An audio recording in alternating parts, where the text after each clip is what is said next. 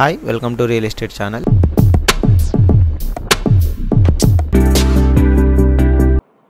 వాటి మీద ప్రజలు ఇచ్చిన తీర్పుకు సంబంధించి మీడియా మిత్రులతో చర్చించి కాంగ్రెస్ పార్టీ భవిష్యత్ ప్రణాళికను సిద్ధం చేసుకోవాలని ఆలోచన చేస్తున్నాం. ఈరోజు అందుబాటులో ఉన్న మా మంత్రివర్గ సహచరులు, శాసనసభ్యులు, నూతనంగా ఎన్నికైన పార్లమెంటు సభ్యులతో వచ్చిన ఫలితాలలో కాంగ్రెస్ పార్టీకి సంతోషకరమైన ఫలితాలు వచ్చినాయి. వాళ్ళందరితో కలిసి ఈ సంతోషాన్ని పంచుకోవడం జరిగింది. దేశవ్యాప్తంగా జరిగిన ఎన్నికల విషయంలో నాడు రాహుల్ గాంధీ గారు కన్యాకుమారి నుంచి కశ్మీర్ వరకు 150 రోజులు 4000 కిలోమీటర్లు సుదీర్ఘమైన పాదయాత్ర, ఆ తర్వాత మణిపూర్ నుంచి ముంబై వరకు వారి పర్యటనలు దేశవ్యాప్తంగా ప్రజాస్వామిక వాదులందరినీ ఏకం చేసి ముఖ్యంగా దళితులు, గిరిజనులు, మైనారిటీలు, మహిళలు, విద్యార్థులు, నిరుద్యోగ యువకులు, ప్రజాస్వామిక వాదులందరినీ కూడా సమన్వయం చేసి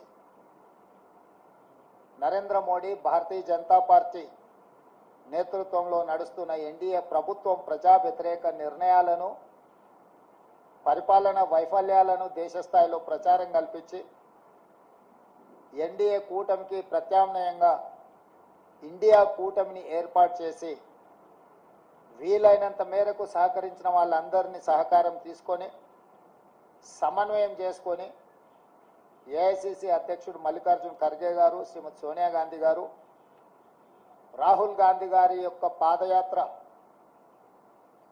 సృష్టించిన ప్రభావాన్ని ప్రజలకు చేరవేయడం ద్వారా ఎన్నికలను నిర్వహించడం జరిగింది. ఈ ఎన్నికలలో మొదటగా తెలంగాణ రాష్ట్రంలో జరిగిన ఎన్నికలను మనం చర్చించుకొని ఆ తర్వాత జాతీయ స్థాయి ఎన్నికల మీద మనం విశ్లేషణ చేసుకుందాం.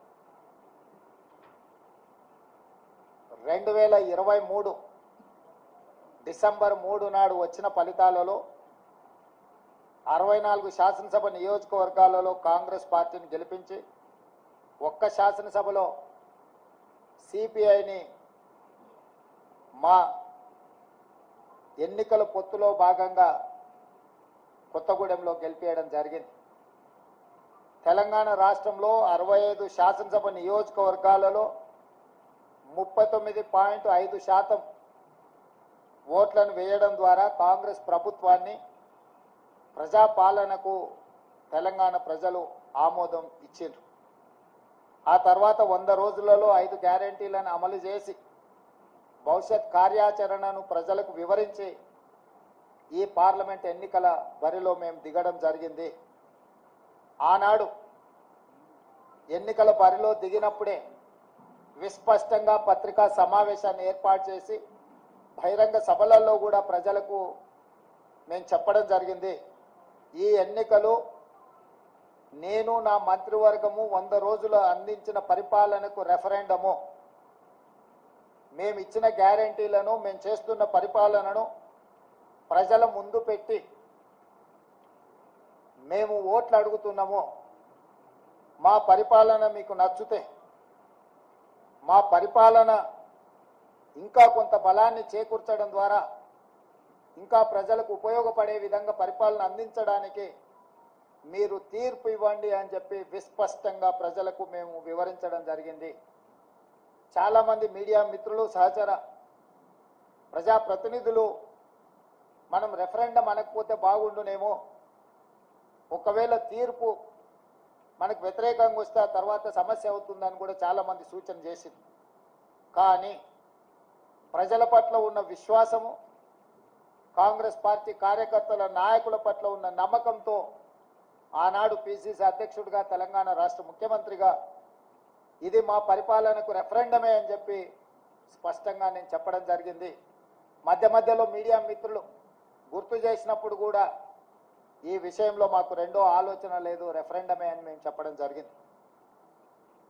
తెలంగాణ రాష్ట్ర ప్రజా పరిపాలన రెఫరెండంగా మేము ఎన్నికలకు వెళ్తే ఈరోజు తెలంగాణ రాష్ట్రంలో వచ్చిన ఫలితాలు, ప్రజలు ఇచ్చిన ఓట్ల శాతం, పార్లమెంట్లతో పాటు అసెంబ్లీలో మాకు వచ్చిన మెజారిటీని మీడియా మిత్రులు ఎలాగూ విశ్లేషిస్తారో మా వైపు నుంచి కూడా మేము ఈరోజు వివరించదలుచుకున్నాము. జరిగిన పార్లమెంట్ ఎన్నికల్లో 17 పార్లమెంట్లకు సంబంధించి ఒక సీటు ఎంఐఎంకి ఇస్తే 16లో 8 పార్లమెంటు నియోజకవర్గాలను కాంగ్రెస్ పార్టీని గెలిపించడం జరిగింది. మరొక 8 భారతీయ జనతా పార్టీ గెలవడం జరిగింది. మా 8 పార్లమెంటు నియోజకవర్గాల ఫలితాలు దాదాపుగా 41% ఓట్లు కాంగ్రెస్ పార్టీకి రావడం జరిగింది.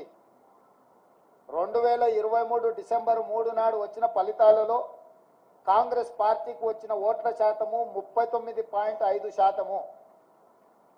ఈ పార్లమెంట్ ఎన్నికల్లో 100 రోజుల పరిపాలన తర్వాత దాదాపుగా 41% ఓట్లు కాంగ్రెస్ పార్టీకి రావడం జరిగింది. ఓట్ల శాతంలో ప్రజలు రెఫరెండం ద్వారా మా పరిపాలన బాగుందనడమే కాదు, మమ్మల్ని మెచ్చుకొని అసెంబ్లీ ఎన్నికల్లో ఇచ్చిన ఓట్ల శాతానికంటే అధిక ఓట్ల శాతాన్ని ప్రజలు మాకు ఇవ్వడం ద్వారా, ఆశీర్వదించడం ద్వారా మా పరిపాలన పట్ల ప్రజలు సంతృప్తి వ్యక్తం చేసిండ్రు అని చెప్పి నేను భావిస్తున్నాను. అదేవిధంగా 2019 పార్లమెంట్ ఎన్నికల్లో 3 పార్లమెంట్ గెలిస్తే ఈ ఎన్నికల్లో మమ్మల్ని 8 పార్లమెంటు సీట్లు గెలిపించడం ద్వారా 8 సీట్లు అధికంగా ఇచ్చి పార్లమెంటులో కూడా మాకు అత్యధికంగా సీట్లు ఇవ్వడం ద్వారా ఓట్లు, సీట్లు కూడా మమ్మల్ని పెంచడం ద్వారా ప్రజలు ఆశీర్వదించారు. ఇదే కాకుండా మూడవ విశ్లేషణ, 119 శాసనసభ నియోజకవర్గాలలో ప్రజలు ఓట్లేస్తే విస్పష్టంగా ఆనాడు 64 సీట్లు ఎట్లయితే మెజారిటీ వచ్చిందో ఈరోజు 64 సీట్లలో మెజారిటీ రావడమే కాకుండా కంటోన్మెంట్ మేము ఓడిపోయి బీఆర్ఎస్ గెలిచిన సీటులో కాంగ్రెస్ పార్టీకి 13,206 ఓట్ల మెజారిటీ ఇచ్చి 65వ స్థానాన్ని కూడా కాంగ్రెస్ పార్టీకి ఇవ్వడం ద్వారా ఆనాడు ఇచ్చిన 64 సీట్ల కంటే ఇంకొక సీటును అదనంగా ఇచ్చి కాంగ్రెస్ పార్టీని అసెంబ్లీలలో కూడా 65 సీట్ల తీర్పు ద్వారా మా రెఫరెండంని ప్రజలు సమర్థించిండ్రు, మాకు అనుకూలంగా ఓట్లేసి గెలిపించిండ్రు. కాంగ్రెస్ పార్టీ అధ్యక్షుడిగా, ముఖ్యమంత్రిగా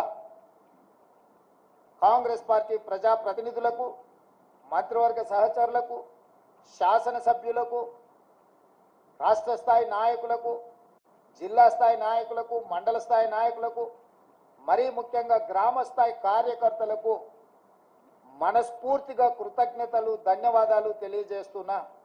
ఈరోజు వారి శ్రమ వల్ల, వారి కష్టం వల్ల, వారి ప్రయత్నం వల్ల ఓట్ల శాతంలో కావచ్చు, పార్లమెంటు సీట్ల విషయంలో కావచ్చు, శాసనసభ నియోజకవర్గాల వారిగా కాంగ్రెస్ పార్టీకి అత్యధిక మెజారిటీని తీసుకొచ్చి మా కాంగ్రెస్ పార్టీ కార్యకర్తలు ఈరోజు మా గౌరవాన్ని, రాహుల్ గాంధీ గారి నాయకత్వాన్ని నిలబెట్టినందుకు కాంగ్రెస్ పార్టీ తరఫున వారికి నేను సంపూర్ణంగా కృతజ్ఞతలు తెలియజేస్తున్నా. ఇక రెండవది, 8 పార్లమెంట్ సీట్లు గెలిచిన భారతీయ జనతా పార్టీ 2019లో 4 పార్లమెంట్లు గెలిస్తే ఈరోజు 8 పార్లమెంట్లు సీట్లు గెలవడం జరిగింది. వాళ్ళు కూడా వాళ్ళ సీట్లను పెంచుకున్నారు.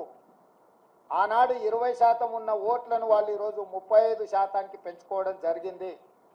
అంటే రాష్ట్రంలో భారతీయ జనతా పార్టీ కూడా ఓట్లు, సీట్లు పెరగడం జరిగింది. అయితే ఇందులో వాళ్ళ ఓట్లు, సీట్లు పెరగడానికి వాళ్ళ నాయకత్వాన్ని సమర్థించేదానికంటే బీజేపీని గెలిపించడానికి బీఆర్ఎస్ నాయకులు ఆత్మ బలిదానం చేసుకొని అవయవాలను త్యాగం చేసి, అవయవ దానం చేసి ఈరోజు బీజేపీని గెలిపించడం జరిగింది. బీజేపీ గెలిచిన 8 పార్లమెంటు నియోజకవర్గాలలో బీఆర్ఎస్ 7 సీట్లల్లో డిపాజిట్లు కోల్పోయింది. ఆదిలాబాద్ కావచ్చు, నిజామాబాద్ కావచ్చు, కరీంనగర్ కావచ్చు, మల్కాజ్గిరి కావచ్చు, సికింద్రాబాద్ కావచ్చు, చేవెళ్ళ కావచ్చు, మహబూబ్ నగర్ కావచ్చు, ఈ 7 పార్లమెంటు నియోజకవర్గాలలో బీఆర్ఎస్ డిపాజిట్లు కోల్పోయి బీజేపీని గెలిపించడం ద్వారా బీఆర్ఎస్ నాయకులు ఆత్మ బలిదానం చేసుకొని అవయవ దానం చేసిండ్రు బీజేపీకి. ఈ విషయం నేను ఈరోజు చెప్పడం లేదు. ఎన్నికల ప్రక్రియ మొదలైనప్పుడే స్పష్టంగా పార్లమెంటు నియోజకవర్గాల వారీగా బలహీనమైన అభ్యర్థులను పెట్టి బీఆర్ఎస్ శ్రేణులను బీజేపీకి పని చేపిస్తున్నాడు చంద్రశేఖరరావు అని చెప్పి నేను స్పష్టంగా నిర్దిష్టమైన ఆరోపణ చేసిన. నేను నిర్దిష్టమైన అంశాలను ప్రస్తావించినప్పుడు బీఆర్ఎస్ నాయకులు వితండవాదం చేసిండ్రు, నా మీద వాళ్ళు మాటల దాడి చేసిండ్రు. ఇవాళ ఇంకొక విషయం, అత్యంత కీలకమైన అంశం నేను ఇప్పుడు ప్రస్తావించదలుచుకున్నా. 2001లో తెలుగుదేశం పార్టీకి రాజీనామా చేసి చంద్రశేఖరరావు గారు సిద్దిపేటలో శాసనసభ్యుడిగా పోటీ చేసినప్పటి నుంచి 2023 డిసెంబర్ వరకు సిద్దిపేట శాసనసభ నియోజకవర్గంలో ఏ రోజు కూడా 25-30 వేల మెజారిటీ నుంచి 1,25,000 మెజారిటీ వరకు ప్రతి సందర్భంలో అది చంద్రశేఖరరావు గారు కావచ్చు, లేకపోతే హరీష్ రావు గారు కావచ్చు, లేకపోతే స్థానిక సంస్థలు కావచ్చు, లేకపోతే పార్లమెంట్ ఎన్నికల్లో కావచ్చు, అత్యధిక మెజారిటీ సిద్దిపేట అసెంబ్లీ నియోజకవర్గంలో బీఆర్ఎస్ పార్టీకి వచ్చింది. కానీ ఈ పార్లమెంట్ ఎన్నికల్లో హరీష్ రావు గారు సిద్దిపేటలో పూర్తి తన ఓట్లను బీజేపీకి బదిలీ చేసిండు. ఇవాళ బీజేపీ రఘునందన్ రావు గారికి 63,000 పైచిలకు ఓట్లు వస్తే బీఆర్ఎస్కు 65,000 ఓట్లు మాత్రమే వచ్చినాయి. ఈరోజు బీఆర్ఎస్ మెజారిటీ సిద్దిపేటలో 2,500 ఓట్లు మాత్రమే. అంటే ఇప్పటి వరకు సిద్దిపేట నియోజకవర్గం మీద పూర్తి ఆధిపత్యాన్ని పట్టును ప్రదర్శించిన బీఆర్ఎస్, కేసీఆర్ హరీష్ ఇద్దరు బీఆర్ఎస్ ఓట్ల మొత్తాన్ని బీజేపీకి రఘునందన్ రావుకు బదిలీ చేయడం ద్వారా ఈరోజు మెదక్లో కాంగ్రెస్ పార్టీని ఒక బలహీన వర్గాల అభ్యర్థిని ఓడించడం జరిగింది. మాకు కేవలం సిద్దిపేటలో వచ్చిన మైనస్ వల్లనే ఈరోజు దాదాపుగా మేము మెదక్ పార్లమెంట్ సీటును ఓడిపోవడం జరిగింది. అంటే బీఆర్ఎస్ను నమ్మి నిలబడ్డ వెంకట్రామరెడ్డిని నమ్మించి మోసం చేయడమే కాకుండా కాంగ్రెస్ పార్టీని ఓడించాలా, కాంగ్రెస్ పార్టీ అంటేనే ఏవగింపు లేకపోతే కోపము ప్రదర్శించి ఆత్మ బలిదానం చేసుకొని అవయవ మార్పిడికి పాల్పడి ఈరోజు బీజేపీని గెలిపించారు. 7 పార్లమెంట్లలో ఆనాడు 37.5% ఓట్లు తెచ్చుకున్న బీఆర్ఎస్ ఈరోజు 16.5% ఓట్లకు పడిపోయింది రాష్ట్ర వ్యాప్తంగా. అంటే దాదాపుగా 22% ఓట్లు బీఆర్ఎస్ ఓట్లు బీజేపీకి బదిలీ చేసిండ్రు. 2023 శాసనసభ ఎన్నికలలో బీజేపీకి 13% ఓట్లు వచ్చినాయి. ఈ పార్లమెంట్ ఎన్నికల్లో 35.5% ఓట్లు వచ్చినాయి. సరిగ్గా బీజేపీ ఓట్లు 22.5% పెరిగితే బీఆర్ఎస్ ఓట్లు 37.5% నుంచి 16.5%కి పడిపోయినాయి అని అంటే సరిగ్గా 21%, 22% ఓట్లు బీఆర్ఎస్ వాళ్ళు బీజేపీకి బదిలీ చేసిండ్రు. తద్వారా 8 పార్లమెంటులల్లా బీజేపీ గెలిచింది. 8 పార్లమెంట్లల్లా బీఆర్ఎస్ డిపాజిట్లు గల్లంతైనాయి. ఒక్క మెదకులో ఓడిపోయిన దాంట్లో మాత్రమే వాళ్ళకి డిపాజిట్ వచ్చింది. బీజేపీ గెలిచిన 8 సీట్లల్లా 7 సీట్లు బీఆర్ఎస్ తన ఉనికిని, తన డిపాజిట్లను కోల్పోవడం ద్వారా బీజేపీని గెలిపించింది. ఈరోజు పోతూ పోతూ చస్తూ ఇవాళ బీజేపీని గెలిపించే ప్రయత్నం ఈ రాష్ట్రంలో బీఆర్ఎస్ చేసింది, చంద్రశేఖరరావు, హరీష్, కేటీఆర్ చేసిండ్రు.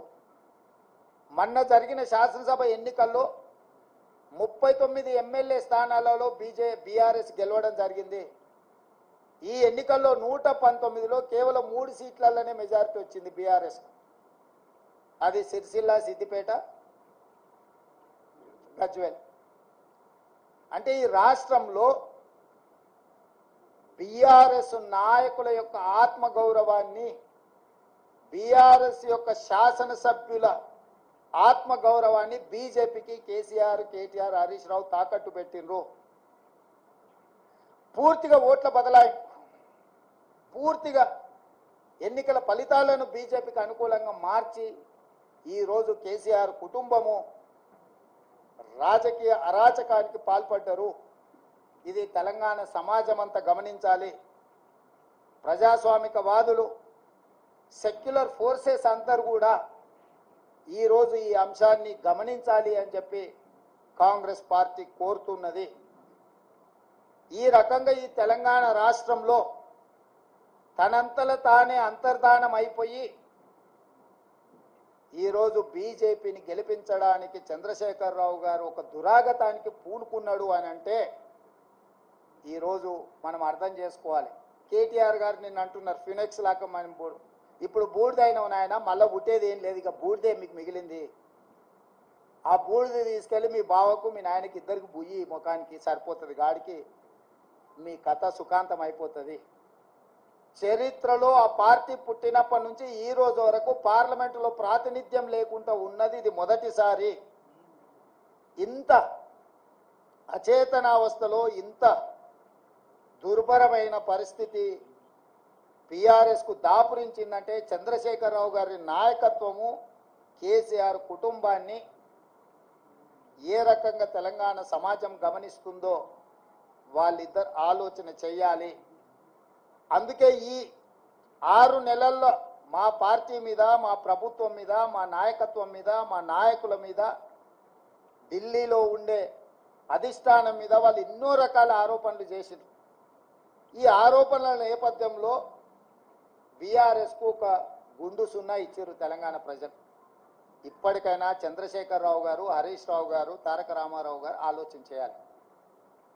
ప్రజలు ఎన్నుకున్న ప్రభుత్వాన్ని 100 రోజులు పూర్తి కాకముందే కోట్లాది శాపనార్థాలు పెట్టడం ద్వారా ఈ ప్రభుత్వాన్ని అస్థిరపరచాలన్న ఆలోచనతో, ఈ ప్రభుత్వాన్ని పడగొట్టాలన్న కుట్రలతో వ్యవహరిస్తే ప్రజలు పూర్తిగా బీఆర్ఎస్ను తిరస్కరించడం జరిగింది. ఇప్పటికైనా ప్రధాన ప్రతిపక్ష నాయకుడిగా రాష్ట్ర అవతరణ దినోత్సవాలలో కూడా పాల్గొనకుండా ఏవో చిల్లర మల్లర కారణాలు చూపించడం ద్వారా మీరు ప్రజాస్వామిక వ్యవస్థనే అవమానించే విధంగా వ్యవహరించిన తీరు ప్రజలు గమనిస్తున్నారు. అందుకే బీఆర్ఎస్ నాయకులకు, కేసీఆర్ కుటుంబానికి నేను సూచన చేస్తున్నా, మీ వ్యవహార శైలిని మార్చుకోండి. ప్రతిపక్షంగా సహేతుకమైన సలహాలు, సూచనలు ఇవ్వండి. ప్రజల సమస్యలను పరిష్కరించడానికి సహకరించండి. మీ కుటుంబ స్వార్థం కోసమో, మీ పార్టీ మనుగడ కోసమో, లేకపోతే మీరు అక్రమంగా సంపాదించుకున్న ఆస్తులను కాపాడుకోవడానికో మీరు చేస్తున్న ప్రయత్నాలు ప్రజలు గమనిస్తున్నారు. కాబట్టి దయచేసి చంద్రశేఖరరావు గారు ప్రధాన ప్రతిపక్ష నాయకుడిగా మీ బాధ్యతను నిర్వహించండి. హరీష్ రావు గారు, మీరు ఆత్మహత్య చేసుకోవడం ద్వారా కాంగ్రెస్ పార్టీని ఓడించినామని మీరు అనుకుంటున్నారేమో. మీరు ఆత్మాహుతి దళాలుగా మారి కాంగ్రెస్ పార్టీని దెబ్బతీయాలన్న ఆలోచన ఏదైతే చేస్తుండ్రో ఇది చివరికి మీ ఉనికి, మీ మనుగడ ఈ రాష్ట్రంలో, ఈ దేశంలో లేకుండా, చట్టసభలలో లేకుండా కనుమరుగైపోతారు, కాలగర్భంలో కలిసిపోతారు. ఇట్లాంటి కుట్రలను, కుతంత్రాలను తెలంగాణ సమాజం గమనిస్తుంది. గమనించవలసిందిగా నేను కోరుకుంటున్నాను తెలంగాణ రాజకీయాలలో. అదేవిధంగా కేంద్ర రాజకీయాల దగ్గరికి వస్తేనే కేంద్రంలో 2014లో Bharatiya Janata party election manifesto మీద 10 మంది నాయకుల ఫోటోలు పెట్టి ఓట్లు అడిగారు. 2019లో 3-4 నాయకుల ఫోటోలు పెట్టి ఓట్లు అడిగారు. భారతీయ జనతా పార్టీ విధానం మీద, భారతీయ జనతా పార్టీ సిద్ధాంతాల మీద, భారతీయ జనతా పార్టీ ఎన్నికల మేనిఫెస్టో మీద 2014, 2019 ఎన్నికలు జరిగినాయి. ఒకసారి 2014లో 273 సీట్లు వచ్చినాయి, 2019లో 303 సీట్లు వచ్చినాయి. అంటే సంపూర్ణమైన మెజారిటీ భారతీయ జనతా పార్టీకి ఆనాడు దేశ ప్రజలు ఇవ్వడం జరిగింది. 2024 పార్లమెంట్ ఎన్నికల్లో పార్టీని పక్కన పెట్టిండ్రు, సమిష్టి నాయకత్వాన్ని పక్కన పెట్టిండ్రు. మోడీ గ్యారంటీ అని చెప్పి ఏక వ్యక్తి నాయకత్వంలో ఒకే ఒక వ్యక్తి, అది మోడీ గ్యారంటీ అని చెప్పి ప్రజల దగ్గరికి వెళ్ళారు. మోడీ గ్యారంటీ మీదనే మొత్తం ఎన్డీఏ కూటమి యొక్క ఎన్నికల ప్రచార సరళిని నడిపించిండ్రు. 303 సీట్లున్న ఎన్డీఏ బీజేపీ 240 సీట్లకు పడిపోయింది. అంటే మోడీ గ్యారంటీని ఈ దేశ ప్రజలు తిరస్కరించిండ్రు. మోడీ గ్యారంటీకి ఉన్న వారంటీ అయిపోయింది. ఇక మోడీ కాలం చెల్లిపోయిండు అని చెప్పి దేశ ప్రజలు తీర్పిచ్చిండ్రు. దానికి సంబంధించి ఈ ఎన్నికల్లో బీజేపీకి ఎన్డీఏకు 42.9% ఓట్లు వస్తే ఇండియా కూటమికి 41.1% ఓట్లు వచ్చినాయి. దాదాపుగా సరి సమానంగా ఓట్ల శాతం వచ్చింది. సీట్లు కూడా దాదాపుగా పోటీ పడే విధంగా రావడం జరిగింది. జాతీయ రాజకీయాలలో నా విశ్లేషణ, నా డిమాండ్ ఒక్కటే. మోడీ గ్యారంటీ మీద ఎన్నికలకు వెళ్ళిన భారతీయ జనతా పార్టీ మోడీ గ్యారంటీని ప్రజలు తిరస్కరించారు. మోడీ గ్యారంటీకి ఉన్న వారంటీ పూర్తయిపోయింది, కాలం చెల్లిపోయింది. కాబట్టి ఈ దేశ ప్రజలు మోడీ గారిని తిరస్కరించారు. తక్షణమే నరేంద్ర మోడీ గారు ప్రధానమంత్రి పదవికి రాజీనామా చేసి మళ్ళీ ప్రధానమంత్రి పదవి చేపట్టకూడదు.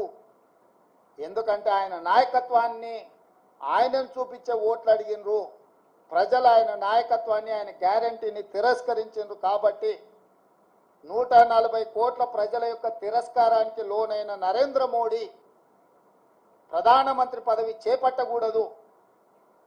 ఇది 4 కోట్ల తెలంగాణ ప్రజల తరఫున కాంగ్రెస్ పార్టీ నాయకుడిగా నేను డిమాండ్ చేస్తున్నా. సరే, ఎన్డీఏ కూటమిలో ఇంకెవరైతారు? ఎన్డీఏ కూటమికి మెజారిటీ వచ్చినప్పుడు వాళ్ళు ఏం నిర్ణయాలు తీసుకుంటారు పక్కన పెడితే, మోడీ గ్యారంటీ మీద ఏక వ్యక్తి చూపించి మీరు ఓట్లు ప్రజల దగ్గరికి వెళ్తే ఆ ఏక వ్యక్తిని ప్రజలు తిరస్కరించారు. కాబట్టి భారతీయ జనతా పార్టీ నరేంద్ర మోడీ గారిని రాజీనామా అడగాలి, రాజీనామా చేయించాలి. నరేంద్ర మోడీ గారు హుందాగా, విలువలు కలిగిన రాజకీయ నాయకుడిగా, సమాజానికి ఆదర్శంగా నిలబడే వ్యక్తిగా ప్రధానమంత్రిగా రాజీనామా చేసి హుందాగా వారు తప్పుకుంటే వారికి గౌరవం ఉంటుంది.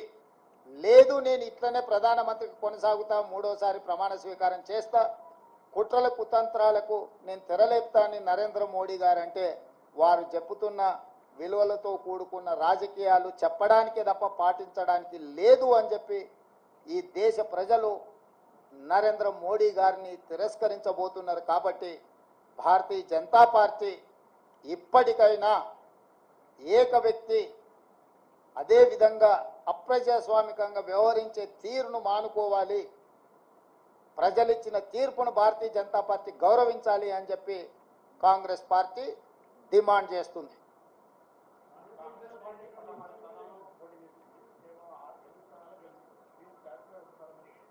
కాంగ్రెస్ పార్టీ 17 స్థానాలలో పోటీ చేసింది, 16 కాదు. 17 ఇట్లలో 8 సీట్లలో గెలిచినాము. ఫలితాలు అనుకూలంగా అనుకున్న దానికంటే ఎక్కువనే వచ్చినాయి. కానీ మేము ఎంతైతే కావాలనుకుంటున్నామో, మా అభిమానులు ఎంతైతే ఫలితాలు మాకు అనుకూలంగా ఉండాలనుకున్నారో ఆ స్థాయిలో లేవు. కాబట్టి ఇప్పటి వరకు 18 గంటలే పనిచేసినాం. ఇంకా ఒక 2 గంటలు అదనంగా పనిచేసి ప్రజల్ని మెప్పించడానికి, ప్రజా పాలన అందించడానికి మేము ప్రయత్నం చేస్తాం. మల్కాజ్గిరిలో సిట్టింగ్ స్థానము ఓడిపోయినాము. అదేవిధంగా అదే మల్కాజ్గిరిలో ఉన్న కంటోన్మెంట్ శాసనసభను ఈరోజు లేని సీటును మేము గెలుచుకోవడం జరిగింది. ఇవన్నీ కూడా ప్రజా తీర్పులో భాగము. ప్రజలు ఏ తీర్పు ఇచ్చినా శిరస వహించవలసిన బాధ్యత మా మీద ఉన్నది. అవును, ఓడిపోయినా నిజమే కదా, నిజమే కదా. అవును, ముఖ్యమంత్రి రాష్ట్రానికి, జిల్లాకు కాదు. పిసిసి అధ్యక్షుడు కూడా రాష్ట్రానికి. రాష్ట్రంలో ఏ సీటు గెలిచినా ఏ సీటు ఓడినా అది నాదే బాధ్యత. ఈ పిసిసి అధ్యక్షుడిగా, రాష్ట్ర ముఖ్యమంత్రిగా రాష్ట్రం నలుమూలలో వచ్చే ఏ ఫలితాలైనా నేనే తీసుకోవాలి. ఈ విషయాన్ని మీరు హుజూరాబాద్ ఎన్నికలప్పుడు గుర్తు చేసిరు, హుజూర్ నగర్ ఎన్నికలప్పుడు గుర్తు చేసిండ్రు, నాగార్జున సాగర్ ఎన్నికలప్పుడు గుర్తు చేసిండ్రు, మునుగోడు ఎన్నికలప్పుడు కూడా గుర్తు చేసిండ్రు. ఇప్పుడు కూడా గెలుపు ఓటములు అన్నిటికీ నేనే బాధ్యుణ్ణి. ఇందులో ఓటమి ఒకరి ఖాతాలో రాసి గెలుపులు నా ఖాతాలో రాసుకునే తత్వం కానీ ఆలోచన కానీ నాకు లేదు. కాబట్టి ఇచ్చిన ఫలితాలు, వచ్చిన ఫలితాలు ఉగాది పచ్చడి లాంటివి. కొంత తీయగా ఉన్నది, కొంత చేదుగా ఉంది, కొంత పుల్లగా ఉంది. కాకపోతే ఓవరాల్గా పచ్చడి అనేది మంచిది. ఇప్పుడు వచ్చిన ఫలితాలను పిసిసి అధ్యక్షుడిగా, రాష్ట్ర ముఖ్యమంత్రిగా ఉగాది పచ్చడి లాగా నేను స్వీకరించదలుచుకున్నా.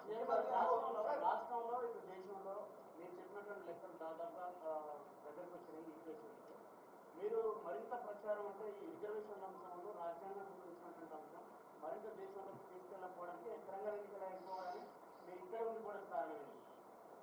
మీరే అంటారు కదనే, పరిపాలన వదిలేసి ఇతర రాష్ట్రాలు తిరగబోతున్నాడని. వెళ్తే మీకు ఒక బాధ, ఉంటే ఇంకొక బాధ. కాబట్టి నేను రాష్ట్రానికి పరిమితమైన నాయకుడిని.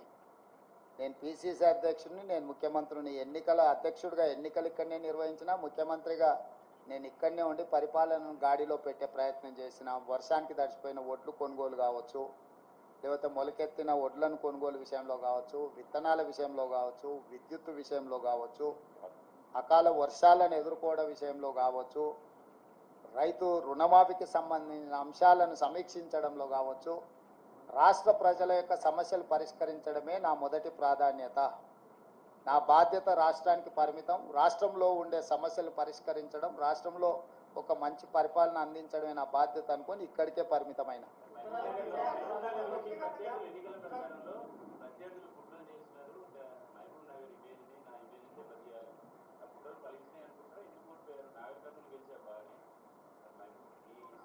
అవును, నా సొంత గ్రామం వచ్చేసి అచ్చంపేట, నల్లమల్ల అడవి, మీకు అందరికీ తెలుసు. కానీ నేను ముందే చెప్తున్నా మొదటి నుంచి, మా గ్రామంలో మొత్తం ఆ పార్లమెంట్లో ఉన్న దాంట్లో ఒక బూత్లో హైయెస్ట్ మెజార్టీ మా సొంత గ్రామంలో వచ్చింది. మల్లురావు గారు ఎంత ఎంత మెజారిటీ మా గ్రామంలో 1100 ఓట్లు వచ్చినాయంట. సో నేనేమంటున్నానంటే నా గ్రామము, నా ఊరు కాదు. కరెక్ట్. అందుకే సిట్టింగ్ ఎంపీ సీటున డిపాజిట్ కోల్పోయి టీఆర్ఎస్ ఓట్లు బదిలీ చేసింది. నేను చెప్పింది కుట్ర అదే. ఆ కుట్ర ఆ రోజు చెప్పినప్పుడు మీరు రేవంత్ రెడ్డి ఏదో బాధపడుతున్నాడు, రేవంత్ రెడ్డి ఏదో ముందే ఓటమిని అంగీకరించి మాట్లాడుతున్నాడని మీరే విశ్లేషణలు చెప్పారు లైవ్లల్లా. ఇప్పుడు నిజం తేలింది కదా, మహబూబ్నగర్లో డిపాజిట్ పోయింది, చేవెళ్ళలో డిపాజిట్ పోయింది, సికింద్రాబాద్లో డిపాజిట్ పోయింది, మల్కాజ్గిరిలో డిపాజిట్ పోయింది, కరీంనగర్లో డిపాజిట్ పోయింది, నిజామాబాద్లో డిపాజిట్ పోయింది, ఆదిలాబాద్లో డిపాజిట్ పోయింది బీఆర్ఎస్ నాయకులకు. నేను చెప్పింది అదే కదా. వీళ్ళు పూర్తిగా ఓట్లు బదిలీ చేసి బీజేపీని గెలిపించడానికి బీఆర్ఎస్ కార్యకర్తల ఆత్మగౌరవాన్ని, నాయకులను బలిస్తున్నాడు అని చెప్పిన. ఇప్పుడు కూడా నేను విజ్ఞప్తి చేస్తున్న బీఆర్ఎస్ ఎమ్మెల్యేలకు, at the cost of your position, KCR బేరసారాలు చేసుకుంటున్నాడు బీజేపీ తోటి. ఇప్పటికైనా మీరు ఆలోచన చేసి, అదేమో అంటారు కదా, ఆత్మ ప్రబోధానుసారము మీరు నిర్ణయాలు తీసుకోండి.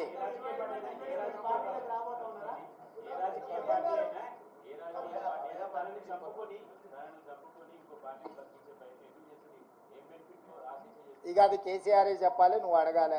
కేసీఆర్ అవయవదానం చేసిండు బీజేపీకి. ఆయన ఆత్మహత్య చేసుకోవడం ద్వారా ఆయన కిడ్నీలు, ఆయన కండ్లు ఇవన్నీ మోడీకి బదిలీ చేసిండు. ఆ బెనిఫిట్ ఏందో, బెయిలా లేకపోతే ఇంకేదన్నా అక్రమ సంపాదన అనేది మీరు విశ్లేషించాలి. మీరు ఎందుకు అన్నీ నేనే చెప్తే మీరెందుకు? రఘు చెప్పండి.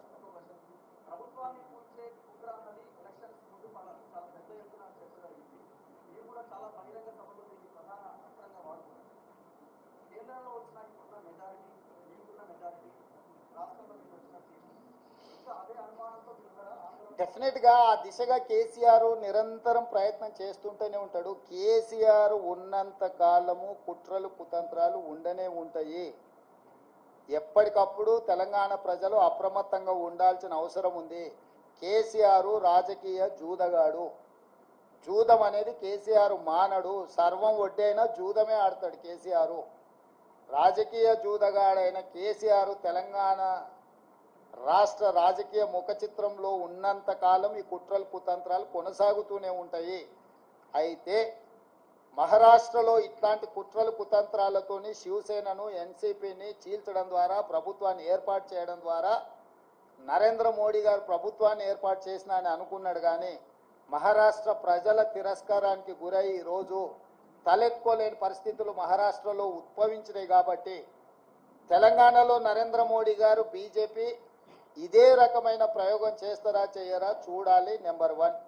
నెంబర్ 2, ప్రపంచంలోనే అత్యంత అవినీతిపరుడు చంద్రశేఖరరావు అని ఆరోపణ చేసి ఈ దేశంలోనే కుటుంబ పార్టీ అవినీతి కుటుంబం అని ఆరోపణ చేసింది కేసీఆర్ పార్టీని, కేసీఆర్ కుటుంబాన్ని. వీళ్ళతో బీజేపీ ఎట్లా జట్టు కడుతుంది, ఎట్లా సమర్థించుకుంటారో బీజేపీ నాయకులు ఇప్పుడు ప్రజలకు వివరించాలి. వీటన్నిటి నేపథ్యంలో ఈ అన్నిటిని విశ్లేషించడానికి ఇంకా కొంత సమయం పడుతుంది.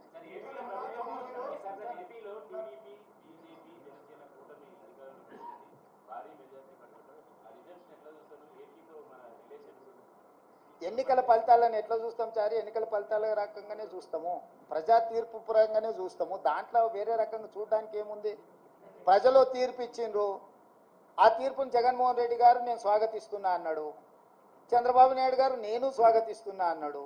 ఇక వాళ్ళిద్దరు స్వాగతించిన తర్వాత మియా బీవీకి రాజీ హోయేతో కాశీ కా క్యా ఇస్మే?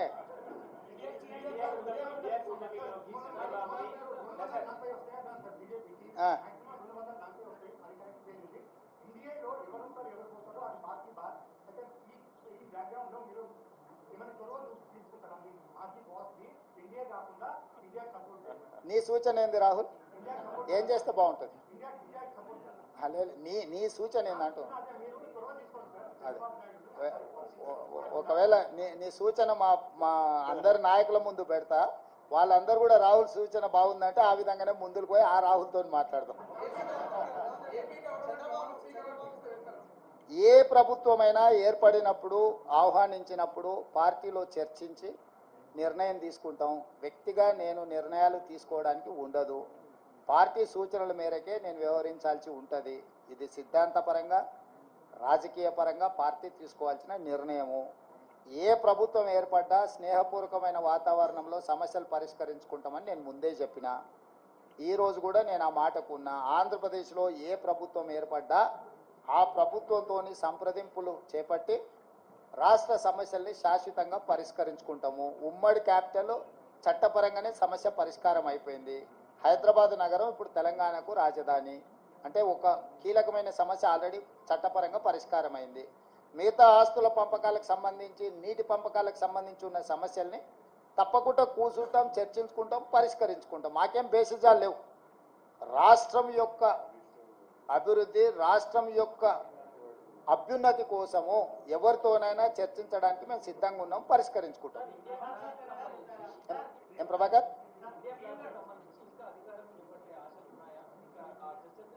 నాకు తెలియదు, నేను ఢిల్లీకి వెళ్ళలేదు. ఇండియా కూటమి ఢిల్లీలో చర్చలు చేస్తారు. మన వాళ్ళు ఎవరైనా ఉంటే అక్కడికి ప్రశ్న అడగమను.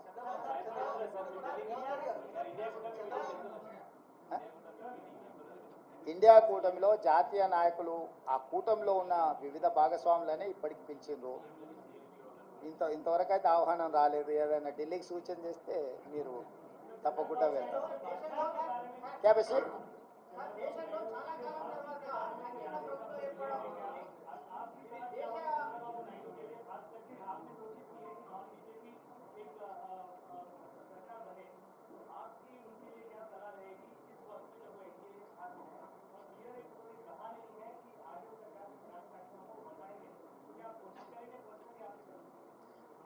जहां तक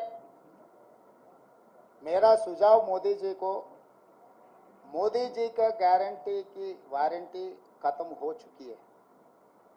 इसीलिए मोदी जी तुरंत जिम्मेदारी लेकर इस्तीफा दिए तो प्रधानमंत्री कुर्सी को उनके लिए शोभा है। इसीलिए मैं एक ही मोदी जी से डिमांड करता हूं कि तुरंत आप प्रधानमंत्री कुर्सी को इस्तीफा दे दीजिए, क्योंकि आपके वारंटी की गारंटी खत्म हो चुकी है। और दूसरी बात रहा ये जो अलायंस के बारे में, इंडिया अलायंस या कोई आए कोई गए, ये जिम्मेदारी मेरे नहीं है। मेरे जिम्मेदारी है तेलंगाना सरकार चलाने का, तेलंगाना कांग्रेस पार्टी को चलाने का जिम्मेदारी है। मैं गैर जिम्मेदारी के काम नहीं करता हूं। जो जिम्मेदारी लोग हैं वो जिम्मेदारी लोग जिम्मेदारी निभाएंगे। वो यहाँ पर चर्चा नहीं होगी, दिल्ली में होगी। आपको कुछ भी अगर ऐसा ही कुछ संशय रहा तो मुझे पूछो, मैं दिल्ली में फिर पूछ लेके फिर वापस बोलूंगा। मैं आपका रोल बहुत अहम रहा है, सर, खास करके तेलंगाना का भी रोल अहम रहा है इस चुनाव प्रचार के दौरान। तो पर्सनली आप साथ कैबिनेट में रहे, तो पर्सनली आपको देंगे चंद्रबाबू नायडू को, खास करके चंद्रबाबू नायडू जो जिनसे आपके ताल्लुकात पहले वो रखते थे। अरे सबसे सबका ताल्लुकात है, कौन किससे पहचानते नहीं। जितने सारे लोग हैं, नीतीश कुमार जी पहले कांग्रेस पार्टी के साथ भी काम किए, बहुत सारे लोग कांग्रेस पार्टी के साथ किए, सो वाले आज एनडीए के अलायंस में है, या एनडीए में जो लोग हैं अभी इंडिया अलायंस में भी है। ये सब सारे प्रदेश लेवल पे चर्चा नहीं होने वाले हैं, नेशनल लेवल पे चर्चा होने वाले हैं। नेशनल लेवल पे अभी अलायंस का, इंडिया अलायंस का कुछ मीटिंग चल रहा है। मीटिंग में जो तय करेगा वो हिसाब से इंडिया अलायंस आगे जाएगा। కేంద్రంలో కాంగ్రెస్ అధికారంలోకి వస్తే స్పెషల్ స్టాటస్ ఇస్తాము అన్నది హామీ ఇచ్చారు.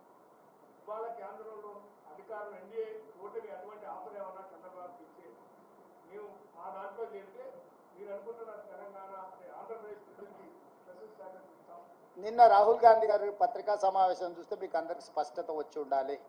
ఆంధ్రప్రదేశ్ రాష్ట్రానికి ప్రత్యేక హోదా మా మన్మోహన్ సింగ్ గారు ఇచ్చిండ్రు. మన్మోహన్ సింగ్ గారు ఇచ్చిన మాటకు, పార్లమెంటులో చేసిన చట్టానికి కాంగ్రెస్ పార్టీ కట్టుబడి ఉన్నదని రాహుల్ గాంధీ గారు విస్పష్టంగా ఆంధ్రప్రదేశ్కు హామీ ఇవ్వడం జరిగింది. ఇది చట్టబద్ధతతో కూడుకున్న హామీ, ఎన్నికల హామీ కాదు. అది 2014లోనే రాష్ట్ర పునర్విభజన చట్టంలో నాటి ప్రధానమంత్రి మన్మోహన్ సింగ్ గారు ఆంధ్రప్రదేశ్కు ప్రత్యేక హోదా ఇస్తామని చెప్పడం జరిగింది. నిన్న జరిగిన రాహుల్ గాంధీ గారు, మల్లికార్జున్ ఖర్గే గారు పత్రికా సమావేశంలో రాహుల్ గాంధీ గారు ఈ అంశాన్ని పునరుద్ఘాటించిండ్రు. మేము కట్టుబడి ఉన్నాము అని. ఎవరికైనా ఎలాంటి శశబిషలు, అనుమానాలు అక్కర్లేదు.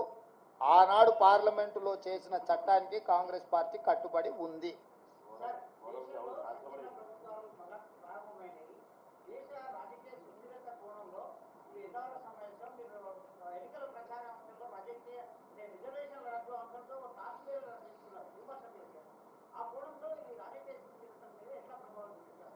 డెఫినెట్గా ఈరోజు 42% బీజేపీకి వచ్చి 41% ఇండియా కూటమికి వచ్చిందంటేనే ప్రజల ఆలోచనలో మార్పు వచ్చింది. మరీ ప్రధానంగా వారణాసి, ప్రధానమంత్రి గారు పోటీ చేసిన ఉత్తరప్రదేశ్లో సమాజ్వాదీ పార్టీకి అత్యధిక స్థానాలు వచ్చినాయి.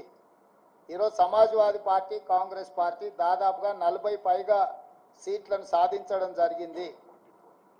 37 స్థానాలు సమాజ్వాదీ పార్టీకి వచ్చినాయి, 7 కాంగ్రెస్ పార్టీకి వచ్చినాయి. అంటే దాదాపుగా 42 స్థానాలు సమాజ్వాదీ పార్టీ, కాంగ్రెస్ పార్టీ ఉత్తరప్రదేశ్లో గెలవడం జరిగింది.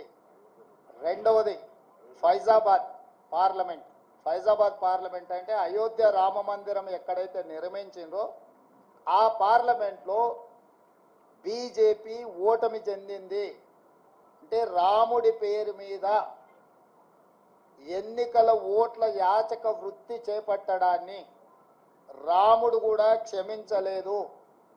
రాముడి పేరు మీద యాచక వృత్తికి పాల్పడ్డ బీజేపీని అయోధ్య మందిరం ఉన్న అయోధ్య ప్రాంతంలో ఉన్న ఫైజాబాద్ పార్లమెంట్లో బీజేపీని ఓడించడం ద్వారా భారతీయ జనతా పార్టీ నాయకులకు దేవుడు కూడా గుణపాఠం చెప్పిండు. ఈ అంశాలన్నీ కూడా మన కళ్ళ ముందే జరిగినాయి. మోడీ గ్యారంటీ మీద ప్రజలు తీర్పిచ్చిండ్రు, మోడీ గ్యారంటీని తిరస్కరించిండ్రు. రాముడి తలంబ్రాల పేరు మీద ఓట్లు కొల్లగొట్టాలని చూస్తే రామ మందిరం నిర్మించిన అయోధ్య ఉండే పార్లమెంటు నియోజకవర్గం ఫైజాబాద్లోనే బీజేపీని ఓడించడం జరిగింది, ప్రజలు తిరస్కరించడం జరిగింది. కాబట్టి దేవుడి పేరు మీద ఓట్లు పొందాలన్న దురాశ బీజేపీకి మంచిది కాదు. ఇవన్నీ కూడా ప్రజలు ఇచ్చిన తీర్పు.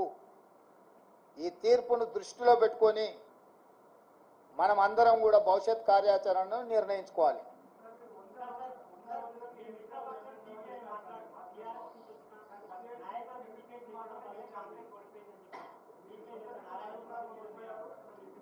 వాళ్ళ ప్రజాస్వామ్యంలో ఎవరి అభిప్రాయాలు వాళ్ళు స్వేచ్ఛగా చెప్పొచ్చు.